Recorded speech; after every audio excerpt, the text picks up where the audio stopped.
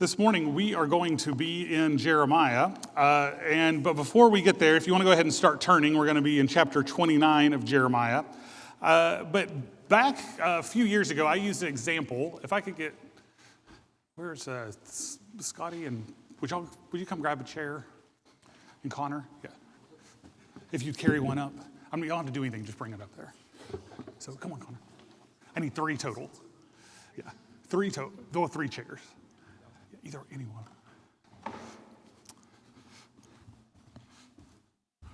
All right, if you put one right in the middle, Scotty. All right, perfect. Thank you, guys. See, that wasn't too bad. They were like, what did we do to get called up here? So a few years ago, I don't remember how long, it could have been 18 months for all I know, but a little while back, I used an example, and the example I used, kind of the goal of the example was to talk a little bit about testimony. So I want to just kind of do a little bit of a refresher on that and then tie it to the passage today. So some of you might remember this. Make sure I get these in the right order. That is going the right order, right? For y'all, okay. It's upside down for me, so I'm like, I think that's right. All right, so we talked a few years ago, or whenever it was I did this example, talked about these 3 items, all right? We talked about, we're going to conjugate verbs. I know that's what y'all want to do. No, we're not really. So past, present, and future. That past, we have knowledge, but it's not just knowledge of the past. It's knowledge in this context, knowledge of the way God has worked, all right? So we have knowledge, or we have history, that we can talk about with things that God has done or the way God has worked. In the present, we have what? Faith. All right, y'all, it's a little smaller down there, but we have faith. What is faith about? Well, faith is about living today in the presence of the knowledge that God is with us. The knowledge that what God has done in the past, God is still going to be doing in the present. All right? So what do? One of the things we do in churches, we do this some, and we have just participated in it. But in this moment, we give testimony. What is testimony about? Well, testimony is talking about what has happened in the past, how God has worked in the past, how that builds our faith today. But testimony doesn't stop here. Testimony, the value and the real strength of a testimony isn't just a story about how God has worked in the past that I'm telling today. The real value of testimony is the story of how God has worked in the past, how it strengthens my faith today, but how that faith informs tomorrow and gives me hope that the same God who has acted in the past, who is present today, is the same God that's going to be here tomorrow. In theology, and I've talked about these words before, there's a word that we use in theology to talk about how we move from these 3 stages, and the word is anamnesis. Now, it comes from the same word that we get the word amnesia. So if you see there amnesia, which we're all pretty familiar with, amnesia is a partial or a total loss of memory. We all are aware of that. It happens to people sometimes. They have a loss of memory. Well, anamnesis is the same root word, but that little an kind of flips the meaning of it. So now, instead of amnesia being a loss or a partial loss of memory, anamnesis is remembering. It's that we remember things. But the incredible part of anamnesis is it's not just remembering something, it is a lived memory. So, we can go to the Old Testament. The Old Testament tells us things like, when you come together, this is what you do. Every year, you're going to celebrate Passover. And in celebrating Passover, this is what you're going to do. Why are you going to do it? You're going to do it in the present to remember what God has done in the past. And as Christians, we believe all of our sacraments, or both of our sacraments, being baptism and communion, that when Christ, on Maundy Thursday, when Christ said to his disciples, and we have it written down here on the front of the communion table, do this in what? Remembrance of me. That's anamnesis. We participate in it in the present, remembering what God has done in the past, remembering that on Maundy, Thursday, Christ broke bread, that he passed the wine, but it didn't end there, did it? He went all the way to the cross as the broken body and the blood that was shed for us. In the past, we celebrate that in the present through communion, but we don't forget about it. We live that out. It is a lived memory, and that memory then gives us hope for the future. That one day Christ will return, that one day we will all sit at a great big table and have a dinner together once again. And so it's a lived memory. It's a memory of what has happened, but we live it in the present, but we are looking towards the future, and it gives us hope for the future. You with me? We're going to do this week. All right, my mother, I can say this, even if it was here, I could have said this. My mother was not a good cook. Okay, she's not known for her cooking. She could follow a recipe and she could execute the recipe properly. Okay, that was the extent of her cooking. My mother-in-law is a great cook. My mother was not a good cook. My grandmother and her sister, my great aunt, were terrible cooks because they grew up in the Depression, and the people that grew up in the Depression, if you didn't have anything, you just made it up. So my grandmother, true story, she called us. We lived in Nashville. Heather and I have been married a few years. She called me and she said, on a Saturday, she said, "You want to come over and have dinner tonight? We're having stuffed bell peppers."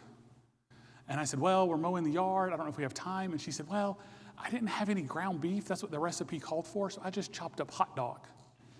And I was like, "You know, Grandma, I think we're still going to be working in the yard tonight. I don't think we're going to make that." All right? That was the way that the Depression era mindset worked, okay? Ground beef, don't have it.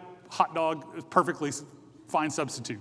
So, why am I telling you all that? I don't know. No, the reason I'm telling you that is because one of the things my mother did really, really well was that she made Thanksgiving dressing very, very well. Cornbread based, it was very good. And every Thanksgiving when I have that dressing, guess what I'm doing? Anamnesis. It's a lived memory. The grittiness of that cornbread, the sage, my mom did not pre-cook the onion or the celery, so the crunch of the celery in that dressing, it takes me back to a past. It takes me back to all of those years at my Aunt Karen's house when we had Thanksgiving together, all of those Christmas Eves at our house. We had Christmas Eve together and we had dressing at both of those. It takes me back to all of those things in the present. But it also does what? It makes me smile and think about the future. And know that one day I'll get to see my parents again. Okay, you with me? Does this all make sense? Okay, so all of this, I want you thinking about this as we come into Jeremiah. All right? So Jeremiah chapter 29, I want to look at just the first 4 verses, and then I want to kind of set this up for you. So Jeremiah chapter 29 says, "This is the text of the letter that the prophet Jeremiah sent from Jerusalem to the remaining exiled elders, the priests, the prophets, and all the people Nebuchadnezzar had deported from Jerusalem to Babylon. This was after King Jehoiakim, the queen mother, the court officials, the officials of Judah and Jerusalem, the craftsmen, the metalsmiths had left Jerusalem. He sent this letter with Elasah, the son of Shaphan, and Gemariah, son of Hilkiah, whom Zedekiah, the king of Judah, sent to Babylon, to the king of Nebuchadnezzar of Babylon. The letter stated, verse 4, "This is what the Lord of Armies, the God of Israel, says to all the exiles I deported from Jerusalem to Babylon." So, just to get the setting, to make sure all of those names, what's going on. Jeremiah is the prophet. Jeremiah is in Jerusalem, and he is writing to the people who are still in Babylon. All right, so they have been captured by Nebuchadnezzar is the king. This is somewhere around 598 BC, so we're still about 600 years before the coming of Christ. The people have left their home and they have moved into Babylon. But this kind of brings up an interesting statement that I want you thinking about. They have left their home, and though Jeremiah is in Jerusalem, the people are away from Jerusalem. Or the audience of this letter is away from Jerusalem.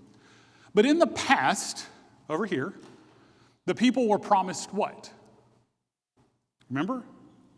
They were promised a land. They were promised a land. We can go back to Genesis chapter 17. It says, I will make you extremely, this is God talking to Abraham. I will make you extremely fruitful, and the nations and kings come from you. I will confirm my covenant that is between me and you and who? Your future offspring throughout the generations. This is a permanent covenant to be your God and the God of your offspring after you. So is this temporary or is this forever? It's forever. So God is saying this in the present to Abraham, but God is looking to the future and saying your future generations are going to be a part of this history of what I'm saying, right? I will, and to you and your future offspring, I will give the land. I will give you the land where you are residing. All of the land of Canaan is a permanent possession, and I will be their God. So what is going on? God is saying to Abraham, I am going to give you a land. So we're going to fast forward up to 598, and now we have Jeremiah, and where is Jeremiah? He is home. He's in the land. But Jeremiah is writing in the present, but Jeremiah is reminded, I didn't think this through. I have to flip these over. This part I didn't practice.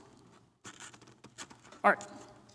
So in the past, they were given land. And for this context, I think home probably will sit a little bit better with us. All right. So in the past, they were given a land, a home. And how long is this supposed to last? Forever. Okay. It's a permanent covenant. Oh, that one worked easier. All right. So here we are. Jeremiah is in the present. He is writing to the people over in Babylon. He is home. He is in Jerusalem, but he is writing them to remind them of the past, that there is a home, but also that there is a future. And that in the future, there is a home. But where are they right now? In the present. Are they home? No. They are, I should have planned this better. All right. They are in exile. They are away from home. They are looking towards home. They're remembering home. But they're also knowing that there is a future that they will return home. All right? So, this is the world, this is the context of what Jeremiah is writing into. He is telling them about this. So, let's talk a little bit about Jeremiah. So, Jeremiah, he bore the weight of the people. And he bore the weight of the people of God. Jeremiah, as we're going to see in just a moment, he is looking towards, if we rewind the story a little bit, he is looking towards a day that exile will be coming, and he could see it coming. Here's a great statement. This is out of one of the commentaries by a guy named R.E. Clement. It says, Jeremiah was to experience, he's still in Jerusalem, but he was to experience what the men and women of his audience were to soon experience. This would be the grief. Okay, this is the world that Jeremiah is supposed to live in. This is the grief and the loss, the grief of loss and lamentation for the deaths of mothers, husbands, fathers, and children. So Jeremiah is home in Jerusalem, but back in chapter 16, Jeremiah is told this exile thing is coming, and it's going to be really, really bad. Matter of fact, it's so bad, there's some things I want you to know about how bad exile is going to be, because it's going to be terrible.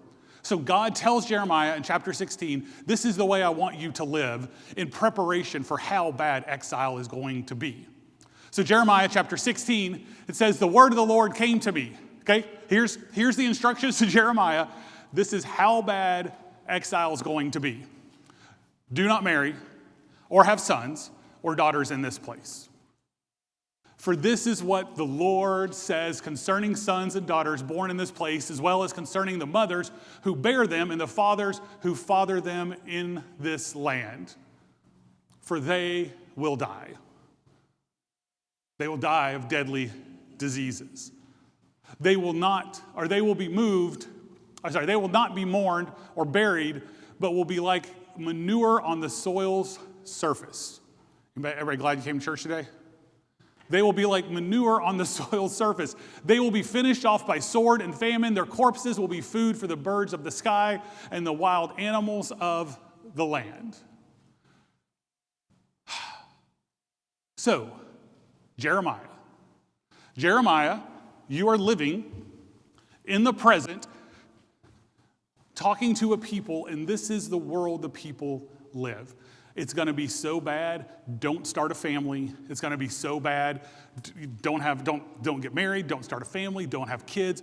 Don't do these things because it's going to be so bad. This is the present that you are living in. So here's my question. At this moment, where are you living in the present? What part of your life seems the most like exile? I think for most of us, we could argue that there's some part of our life that feels a little bit like this. That we know that there were things maybe great in the past, and we have faith that there's going to be things good in the future, but right now it's not so great. Right now, we are living through different things, and right now, we are dealing with some of these things because exile is real. For some of us, there's emotional exile that we are living through, of an isolation, of betrayal, of divorce, of grief, of loss, of broken relationships. For some of us, the exile that we are finding ourselves in is a health-related exile. A chronic illness, a disability, a mental health crisis, the feeling exiled from your former self. Some of us, we live in a cultural exile. We feel we are isolated. We feel that there are shifting values in our society, and we feel like we're a stranger in our own world. And sometimes it's a physical exile. We've moved away from the people we love. We're in somewhere new, and we are in a place that is not home. We could go on, and we could keep talking about these. But the question is where are you living? Where are you living in the present, right now? Here in exile. And so Jeremiah speaks to the people of exile. Jeremiah, who is single, who listens to God, he is single, he has no children, he has no heirs. He is one who is living out this exile in his own life. And Jeremiah comes and speaks to us and says, I want to talk to those of you who are in exile. I want you to know something about your present condition. And what does Jeremiah say to us? Verse 5, in chapter 29, Jeremiah speaks to the people in exile. All right? Y'all with me? These are the people in exile. This is what Jeremiah tells them. Build houses and live in them. Plant gardens and eat their produce. Find wives for yourselves and have sons and daughters. Find wives for your sons and daughters and give your daughters to men in marriage so that they may bear sons and daughters. Multiply there and do not decrease.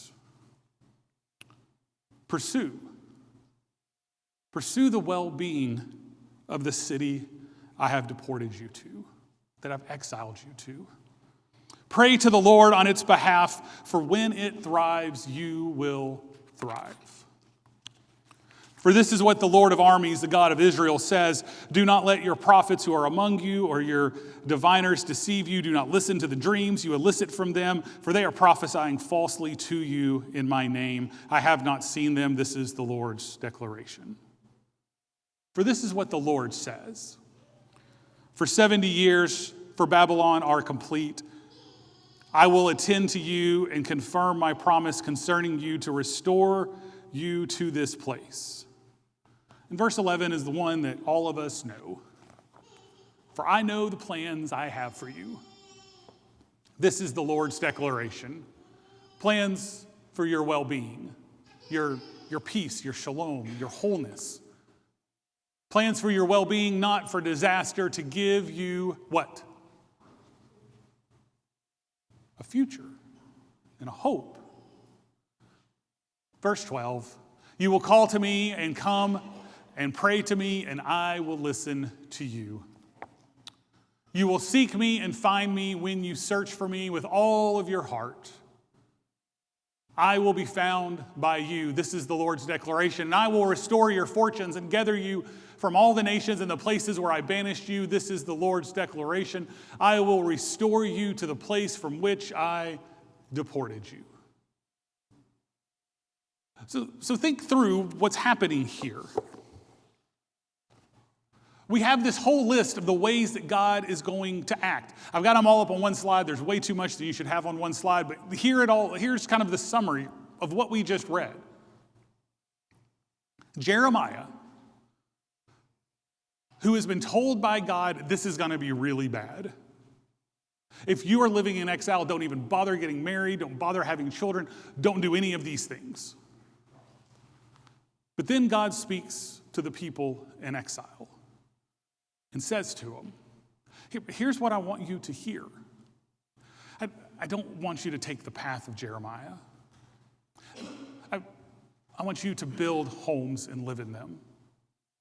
I want you to plant gardens and eat their produce. I want you to marry and have children, but not just marry and have children. I want you to be there so long that your kids have kids. What he's saying to them, I want you to make this home.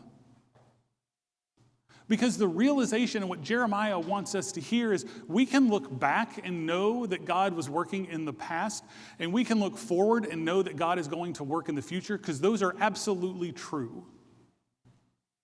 But even for those of us that live in exile, who are living hurt and broken, who are living with these things weighing upon our lives, even for us that don't feel that we are at home, God is present. God is with them. And God says, even in the midst of that, I am seeking what is best for you.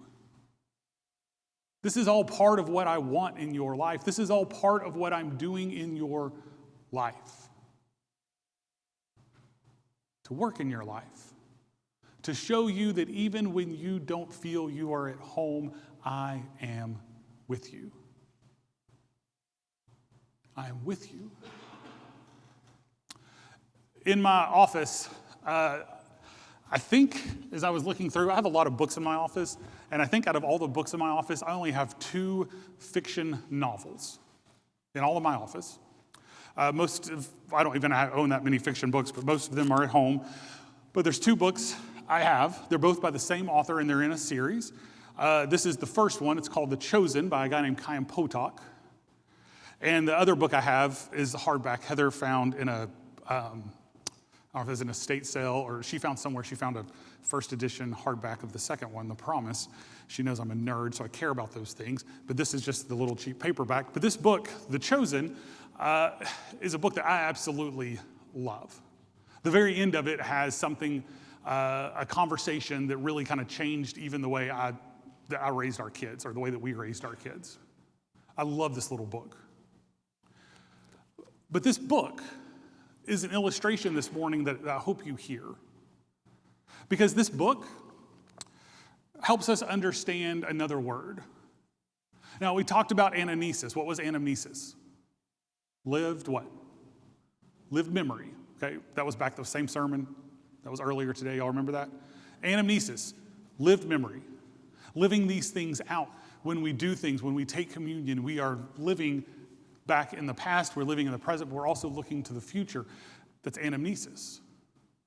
But there's another word that goes along with anamnesis that might be even more important. And that word is prolepsis. And prolepsis, as you'll see there, is the representation of a thing as existing before it actually does. Now, You're like, Pastor, we're thinking about lunch already. It's a little heavy for us at the end of a sermon. But this is what I want you to hear. This book, if you were reading a novel and you find a place where you're in the novel, you find yourself where? In the middle, all right? This is where I'm reading, in the middle of the book. I'm in the present. But in the book, I've already, if I'm on page 132, I've already read 132 pages, and those 132 pages are where? They're in the past. But I also have probably another 130 pages that are in where? The future. However, this book was written in the 1940s. This book, it's already done. It's already finished. Most of you in this room probably haven't read this book, and so you don't know what the book is about. You don't know what happens at the end, but I do. And prolepsis is the understanding that we as the people of God live in the present informed by the past, but knowing that the future is already come. Knowing that the future has already been written. We might be in the middle of our book. We might be in the last third of our book. We don't want to work on that fraction, but we are somewhere in this book. But knowing that the truth of today is the truth of faith, that God is present with us. The knowledge of how God has worked in the past, but a future of hope, knowing that God has already written our story. But it's not just about our story, it's about his story. And today, in a story of exile, is a story that says to us, wherever we find ourselves living, if we find ourselves living in the middle of exile, if we find ourselves living in the middle of this pain, that in the middle of this, the truth is still true. God is with us. God is present. For I know the plans I have for you. Plans for your shalom, for your peace, for your wholeness. Plans for you to prosper. Plans for you to have life. And no matter how dark these days look, we are reminded that there is a future, that there is an ending to the story. And the people of God, what we do in Advent, as we start Advent next week, what we do in Advent is we already live, knowing that God's story is written, knowing that God's promises will come true, knowing that God is working. And we live today, whether we are at home or whether we are in exile, we live today with God being with us. We celebrate next week at the beginning of Advent, Emmanuel, God is with us. Today, as John comes, we're going to sing, and I hope today as we sing knowing that we are here and that God is working and that God is alive. Today, if you would like to pray with a pastor, I'm going to ask Pastor Ken if he would come right down to this altar, and he would love the opportunity to pray with you. Today, if you'd like to be anointed for healing, emotional, spiritual, physical, whatever that might be, I would love the opportunity to pray with you right down at this altar. But there might be some other of us that just feel like we're not home, that we're living in exile, that we're living in hurt, that we need to be reminded that we are to be living as people of faith, right where God has us today. Living in the knowledge of how God has worked in the past and living in the assurance of the future, that God is still working, that he who began a good work is faithful to complete it. Maybe we just need to find a place and say, God, I'm in exile. I feel lost. I feel confused. I understand Jeremiah's hurt. I want to know you're present. Maybe we just need to find that place. Let us stand as we sing.